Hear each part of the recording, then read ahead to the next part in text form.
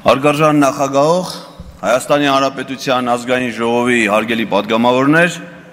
Արցախի Հանրապետության ազգային ժողովի հարգելի պատգամավորներ, խորհրդարանական լսումների հարգելի մասնակիցներ, սիրելի հայրենակիցներ, տիկնայք եւ պարոնայք։ Այսօր սեպտեմբերի 26-ն է։ Ուղիղ 5 տարի առաջ այսօր Արցախի պաշտպանության բանակի զորամասերում իրենց երթմանը եւ կոչմանը հավատարիմ մեր զինվորները եւ նրանց հրամանատարները ծառայում էին մեր երկրին եւ պաշտպանում մեր հայրենիքը։ Այսօր նրանցից շատերը ամփոփված են Եռաբելուր парքի Պանթեոնում եւ համայնքային գերեզմանոցներում, որովհետեւ կա մեկը, որը գողացել է նրանցից, նրանց կյանքը, գողացել է նրանցից, նրանց պաշտպանած հայրենիքը։ 5 տարի առաջ այսօր, այս ժամերին, հազարավոր երիտասարդներ իրենց ստեղծագործ աշխատանքով, իրենց կրթությամբ, բարիք էին ստեղծում, շենացնում մեր երկիրը, ապրում իրենց ընտանիքներում, իրենց ծնողների հոգատարության, իրենց զավակների, իրենց կանանց սիրո եւ ջերմության մթնոլորտում։ Պատերազմը ստիպեց նրանցից շատերին կամավորագրվել հայրենիքի պաշտպանությանը եւ նրանց ընտանեկան ջերմությունը, ընտանեկան երջանկությունը վերածվել է սառը գերեզմանակարերի, Եռաբելուր парքի Պանթեոնում եւ համայնքային գերեզմանոցներում, որովհետեւ կա մեկը, որը գողացել է նրանցից, նրանց ջերմությունը, նրանց երջանկությունը, իրենց հայրենիքում ապրելու նրանց իրավունքը։ 5 տարի առաջ այսօր այս ժամին Արցախի մայրաքաղաք Ստեփանակերտը տոնում էր քաղաքի տոնը։ Քաղաքի բնակիչները մեծ ու փոքր, երգով, պարով, ուրախությամբ, բարձր տրամադրությամբ տոնում էին իրենց սիրելի, մեր բոլորի սիրելի, Հայաստանի թերևս ամենաբարեկարգ, ամենախնամված, նորակառույց շենքերով, դպրոցներով, մանկապարտեզներով լուսավոր քաղաքի տոնը։ Նրանք բոլորը հիմա առանց բացառության դարձել են փախստական սեփական երկրում, որովհետև գտնվել է մեկը, որ գողացել է նրանցից նրանց քաղաքը, իրենց հիշողությունները, իրենց ապրումները։ 5 տարի առաջ այսօր այս ժամին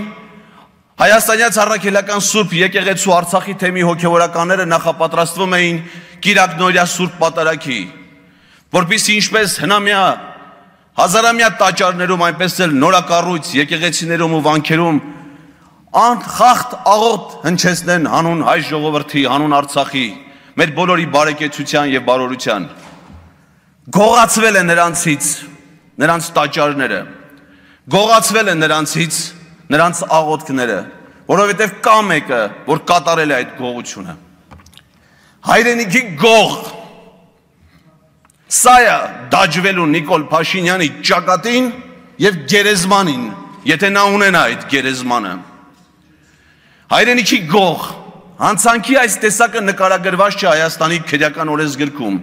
պարզ պատճառով, որովհետեւ հայ ժողովրդի պատմության մեջ չի եղել դեռևս մեկը, որ գողանա մեր ժողովրդից իր հայրենիքը։ Հետևաբար ոչ մի իրավաբանի, ոչ մի տեսաբանի մտքով անգամ չի անցել, թե ինչ հանցանք է սա եւ ինչպես կարելի է այն նկարագրել եւ ինչ պատիժ կարելի է սահմանել դրա համար։ Հայրենիքի գող, հանցանքի այս տեսակը չկա աշխարհի ոչ մի քրեական օրենսգրքում,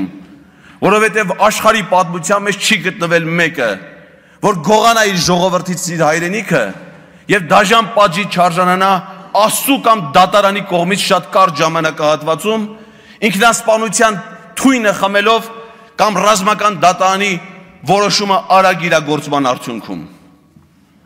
Մեր դեպքը ցավալիորեն այլ է։ Հայրենիքի գողը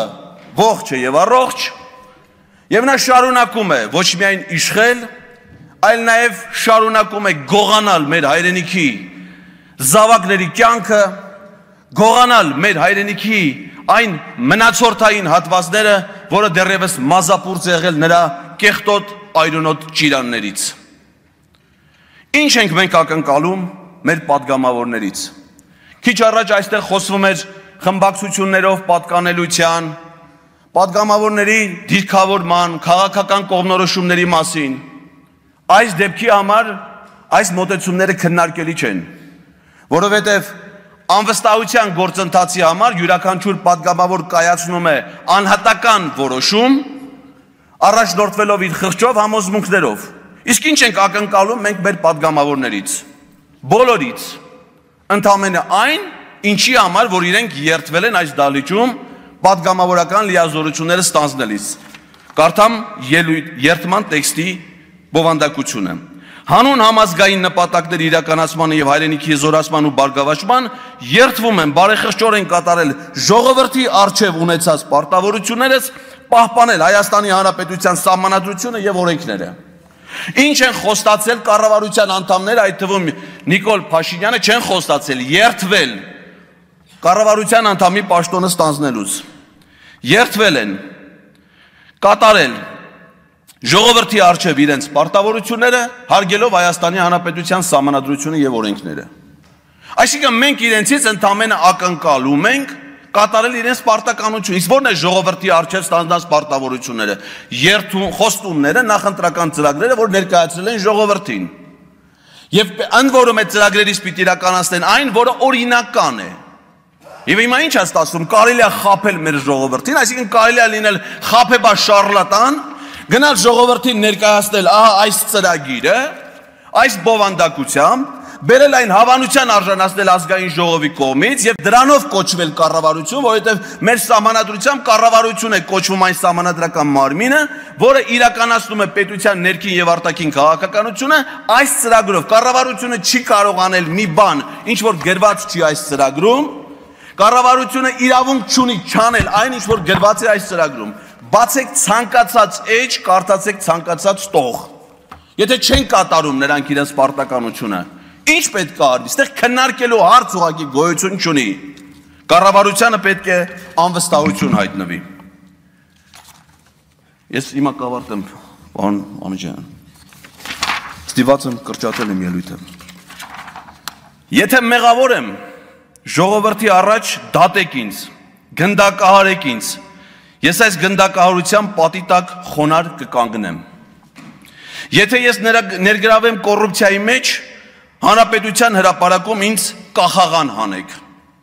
Այս խայտառակ դաժան պատիժների ինքնապատիժի հեղինակը Նիկոլ Փաշինյանն է։ Ուզում եմ նրան հիշեցնել, որ ինչքան էլ ինքը օբյեկտիվորեն գնահատի իր գործունեությունը,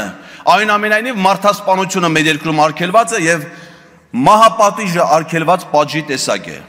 Նրան այլ պատիժ է սպասվում։ Նրան օրինական պատիժ է սպասվում, օրինական դատանում, որովհետև հայրենիքի գողի հանցանքը չկա, բայց հստակ նկարագրված է պետական դավաճանության, ժողովրդի իշխանության յուրացման, ապօրինի գործողություններ իրականացնելու, պաշտոնական դիրքը չարաշահելու հանցատեսակները, որոնք սիրով սպասում են իրենց հանցագործին։ Իսկ մենք սիրով սպասում ենք մեր սիրելի ժողովրդին ազգային ժողովի մուտքի մոտ, որովհետև այս լսումներին զուգահեռ հիմա տեղադրված է այնտեղ էկրան, որտեղ մեր քաղաքացիները հետևում են լսումների ընթացքին, այնտեղ հանրահավաք չի լինելու, հանրահավաքը այստեղ է, ելույթները կհնչեն այստեղ, մարդիկ կլսեն այդ ելույթները ազգային ժողովի մուտքի մոտ։ Հավաքվեք սիրելի հայրենակիցներ, տեր կանգնեք ձեր իշխանությանը, որպեսզի նա մեր հայրենիքը չհանձնի թշնամուն։